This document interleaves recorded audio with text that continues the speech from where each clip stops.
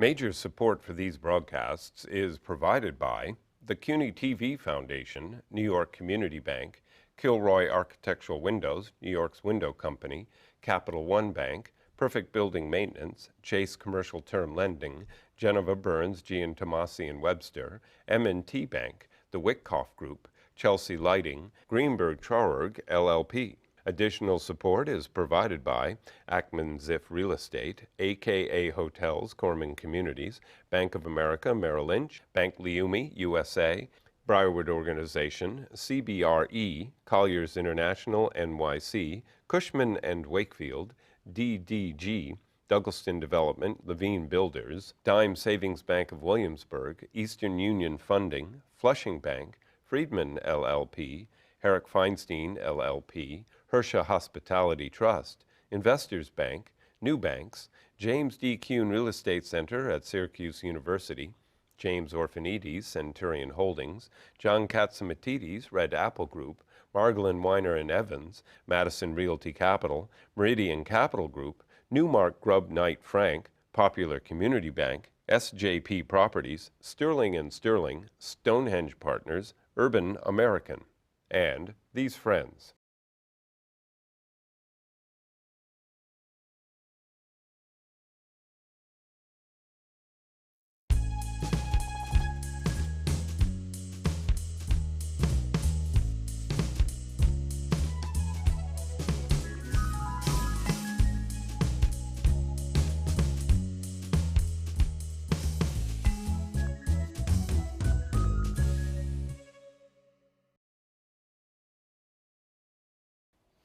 You know, some kids grow up in New York City.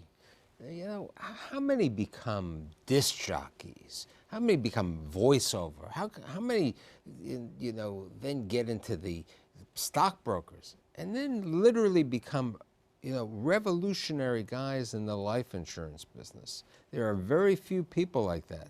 But today I'm fortunate to have one.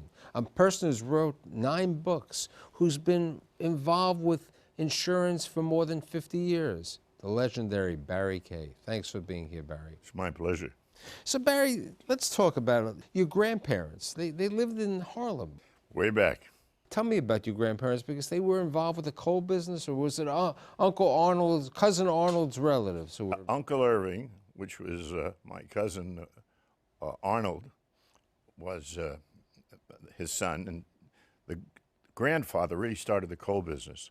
Then came Uncle Irving, and then came Arnold, and my father in between. Right, and this was bituminous coal. I've heard the Cousin Arnold talk about this. And basically they sold coal for heating purposes, right? Right. Okay, and you were saying your father was a coal salesman. He was a salesman for Uncle Irving, which was then called Forreston Coal Company. And you were living, you grew up on the west side of Manhattan, right across the street from the Ansonia. Right. I was born at Audubon Street, I think it's called, and it was opposite George Washington High.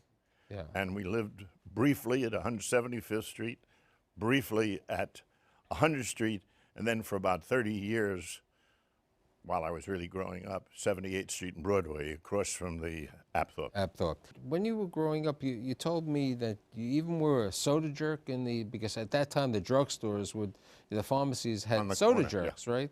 Yeah, they have a soda fountain. Right. That's where I began to love milkshakes and right. egg creams and things like that. Now, when you were a kid, you said to me, you know, you were a tough student, right? What happened? Your parents sent you to military academy, right? Well, I liked arithmetic. I loved arithmetic.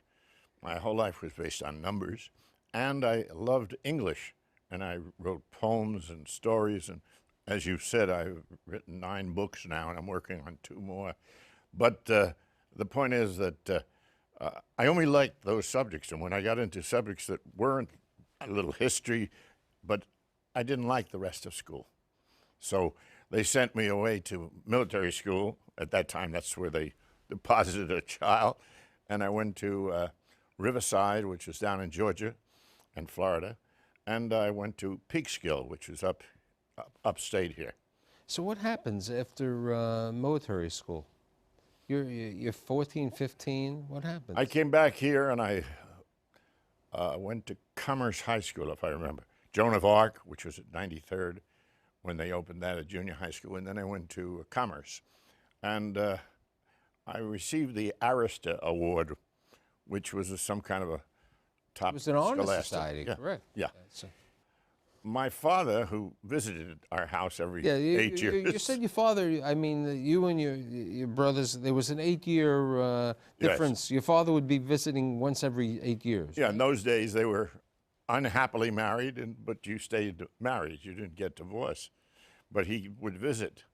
And he had heard that I had done something bad, I say in quotes, because we didn't drug, we didn't do any of those things that go on today. Right. But he said to the principal at that time that I had done something, or for some reason he came to school.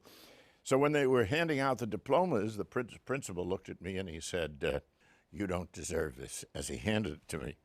So I went into his office after and I put it on his desk and I said, "Why don't you keep this?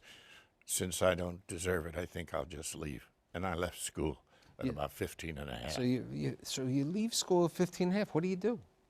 Well, first of all, I did receive a USAFI degree, which was the United States Institute, and it's equivalent. It's a high school No, I equivalent. realize late, but what do you physically do? What kind of job? I mean, I went to Associated Press. I always said I was a couple years older. so what do you do at the Associated Press? It was around, if I remember correctly, This is like 45. 44, 45. 45. The Normandy was lying on its side at 50th Street. It had been taken over by the Army and everything. You remember that ship? And we didn't have the cell phones and everything. So I was a copy boy for $16 a week, and I'd go back and forth with stories to a Mr. Nicholson, who was on the city desk. So that was for $16 a week. And then after a year, I got $32 a week. Still working for the Associated? No, I moved over to an advertising agency, Joseph Katz and Company. They handled X-Lax. They handled Marchard. And what was your job at the advertising agency? I was a gopher. I had moved up from copy boy to gopher. And in the building was Leland Hayward, who was a major producer, married to, I think it was Marina O'Sullivan. But he'd hear me talk to people from time to time in the elevator, which was at 50th Street and Madison, 444. And he used to say hello from time to time, and he said to me, "You have a nice speaking voice. Did you ever think of doing voiceovers?" And that was my first introduction to maybe doing something beyond copy boy. So what was the first voiceover you did?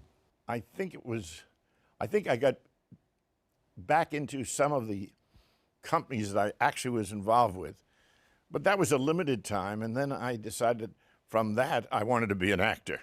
How do you become an actor? You go to Walgreens on 44th Street and Broadway, and there was a fellow by the name of Leo Schull, and he used to sell what was called actors' cues, and it was for 5 cents. And all the actors would go there to Walgreens, and he would have cues, which meant this is who's looking for a job today, or who's interviewing for an actor today. Yeah. I began looking for acting jobs. And then someone asked about me being a announcer, a sportscaster, a vaudevillian. And I got a job with Coleman Clark and Company. And Coleman Clark was the top ping pong champion at that time. And ping pong, while it's really table tennis, ping pong was owned by Parker Brothers. And in that capacity, as a sportscaster on stage, saying the boys are driving balls, there's a defensive drive, a chop, there's a aggressive, whatever it was. And with that nonsense, I played Low State. Remember, Van Johnson was in the movie Thrill of a Romance. Benny Carter was on the bill with me. So in the Low State Theater, they had the ping pong game? Yeah. Well, they have different acts. This became a sports act. And I think I got as much as 500 to 1,000 a week then, if I remember.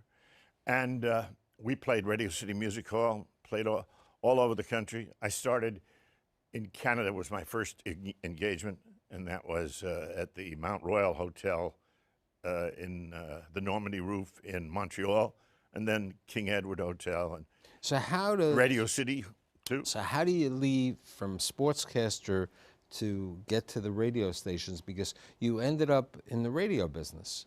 What happened is the Hippodrome Theater in Baltimore was a place I was playing with Coleman, and I met some girl there who I thought I was in love with. And Jackie Leonard, the comedian, was on the bill.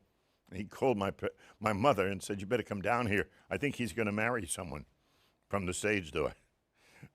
So that was my love, I thought. Fortunately, I did not marry, but what I did do is get a job at WITH in Baltimore.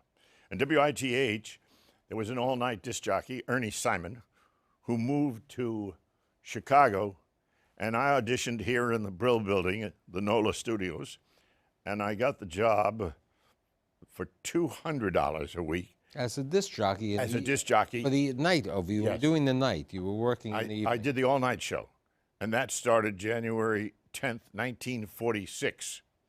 So I was about 18 years old then, and I was making $200 a week, but on a steady basis. From there, I had a tendency to want to talk all the time, not play music. So as a result, the program directors would always be saying, "Stop talking, play the music." So I didn't last too long there. I got another job in Baltimore and then moved on to Philadelphia. Right, WCAU, right? Yes, WCAU. And I was at 1622 Chestnut Street. And when they moved to City Line and Monument in Philadelphia to become Channel 10, the TV and the radio all together, I took it in a car, and you might call it a remote broadcast, but I took it from Chestnut Street to out there. I moved into the presidential apartments out there, and I lasted there for about a year or two, and in Atlantic City, and I began doing interviews, and ultimately I wanted to do talk radio, Right. which was the beginning. There was Right. only 5 of us doing it then. Right. You, in essence, you were one of the 5 leaders in the talk radio. Cal Ross, Jack Eigen, Barry Gray, Alan Courtney in Florida. These were the main, and at the Copacabana here in New York, you had Cal Ross, and then I was in competition once to B. Calmus, and B got the show. So from At Marco Polo's. okay, so from Philadelphia, you ended up in Florida, didn't you? Yeah, I went down after doing these different shows and places. I ended up in Florida, where I did 43 radio and TV shows around the clock. At night, it was a talk show, and during the morning, it was a disc jockey show. And then from there, I got a job in Pittsburgh, and that was a major. I became one of the top 10 disc jockeys in America. And at Pittsburgh, you really found some major talent, right? Yes. I mean, one of them was this guy by the name of Al Martino. Tell me the story. No, Al Martino came out of Philly. Okay. He came to me with his record, and I played it, for 3 straight nights. I'm talking about 5 hours every day. And those were not the things that endeared me to the station, but it did give me a name. I had 44, it was what they call a 50,000 watt clear channel station. Right. And later I worked at another one, the original one, KDKA out of Pittsburgh. Right. And also another, besides Al Martino, you helped his career, was the Del Vikings. Well, Al Martino was here in my heart, and he became a big star from this. And then when I went to Pittsburgh, I did what was called a teen canteen during the day, and at night I did a talk show, and I recorded in my studio 4 boys from the Air Force, and it was called, it was the first interracial group on a big scale. As a disc jockey, I introduced the Del Vikings with Come and Go With Me and many other songs. But I used to take them around to the record hops, which was the beginning of discotheques for adults all over the country. Now, another interesting story, which happens to have a double effect on your life later on, is when you were at Philadelphia, you meet this guy by the name of Dick Clark, right? Yes. The way I met Dick Clark, actually, I've written 9 books. My first book was How to Save a Fortune on Your Life Insurance, and the second one was Save a Fortune on Your Estate Taxes. I was on the Today Show with Mike Wallace and Chris Wallace, but I was on being interviewed. Now, before that interview, there was a disc jockey by the name of Bob Horn in Philadelphia on a show called The American Bandstand. And he got into some trouble, and they looked for someone new, and they found this very good-looking youngster, Dick Clark. And Dick was sent to 4 or 5 of the top disc jockeys in the country. I was one of them, and he came up to watch what I did. And he learned some of what he learned from me at that point. Now I'm on with Chris Wallace, or Mike, and they're interviewing me about the book. And I get a call after the show, and I'll never forget the exact words. He said, "Mr. Kaye?" I said, "Yes." He said, "I'm Dick Clark, and I just heard you, and I thought you were terrific. I was very impressed, and I'd like you to handle my insurance." And I said, "I really don't want to do that because I know that you might say nice things to me now, but when your business manager gets into it or your lawyer, they're going to have their friend or whatever." Right. He said, "I don't work that way. If you're with me, you're with me." And then you tell him that. And I said, "Do you know who you're talking to?" He said, "Who?" I said, "Barry Kaye, disc jockey, Pittsburgh, who originally taught you." That was the Dick Clark story, and he was a client right till his death. When I say client, my agency, which I own, my personal client, but my sons took over, and they paid the death claim. So let's talk about. You're in the DJ business, you have all of this, and then there was an interesting situation that happens that Jack Paar is retiring, and he's with NBC. He's with NBC. He's the original host of the Tonight Show, and Jack Paar is retiring, and they're looking for replacement. And anyone who is with NBC, and I was doing a talk radio show at night. That's where I said I was one of the first 5 that did that. And that preceded the talk video shows. These were the radio shows. In any event, they took me out there for an audition, and I went through a couple of levels, and finally I lost out to Johnny Carson. Right, but you were in the, in the same way as the top 5, you were in the last 3 over there. So I didn't get the job, and Johnny did. Right. Now, at this time, you move out to California, right? Yes, because I had gone out there for the audition. Right. And Mortimer Hall, who's from New York, I think his mother was Dorothy Schiff. But in any event, Mort owned the station out there, KLAC, and he hired me. And once again, I wanted to talk, and they wanted music. And I lasted there for about a year, and I made some money in the stock market. Right, and then you decided to become a stockbroker. Yes. Okay, let's see, you're about 32 years of age at this time? Yeah, that must be it. And you get a job at Shearson Lehman, Shearson Hamel. Shearson Hamel at that point, then it was a conglomeration until Sandy Weil got into it and Citibank. Right. So you're at Shearson Hamel, a retail stockbroker, and you're doing rather well. And then it's 1962 and the crash hits. And what happens to Barry Kaye, who was I had just married my beautiful, wonderful wife of 51 years. We just Carol, you met her at the Concord. Right. Right. I met her at the Concord. And so what happened was there was a Black Friday. There always are Black Fridays in the market. And I lost everything I had made in show business, which at that time I thought was a lot of money. It was about $250,000. Then I had to get a job. I got a job October 1st, 1962, after not working for 4 months. Right, with a draw, working for the New England. $750 a month, New England Life. My first year, I broke every record in the insurance industry, and by my 3rd year, I had led the New England Life, and a few years later, I started my own company where I represented, at that time, State Mutual, which invented or created the non-smoker policy. So you went into the insurance business what year? October 1st, 62. Okay. And what you did later on, besides breaking all these records, is, as I said to you when we had lunch, healthcare for many years, it was, against the religion, we would say, to advertise. And in essence, life insurance, they were life insurance salespeople, leaders like Ben Feldman that we discussed, and other people, but nobody really advertised. And Barry Kaye took the initiative of taking out full-page advertisements, Forbes, Business Week, Forbes, and New York Times, in all these publications, and you would see these Barry Kaye Associates advertisement, and you really revolutionized the business, and what you did in the business was, in addition to taking out these ads, you were basically you were on the circuit doing these programs. Tell me about the seminars that you did, Barry. Well, before the seminar, what happened really was I would arrange these ads, and we had professional people from California, from Hollywood. Chuck Bloor did our commercials. They took you to heaven, and there were a bunch of angels there. And he did something like, what's going on? Where are all the angels going? And they said, going to Barry Kaye Associates, the annual party. He said, you didn't buy your insurance from Barry Kaye? No, you can't come to the party. So we were doing that kind of thing.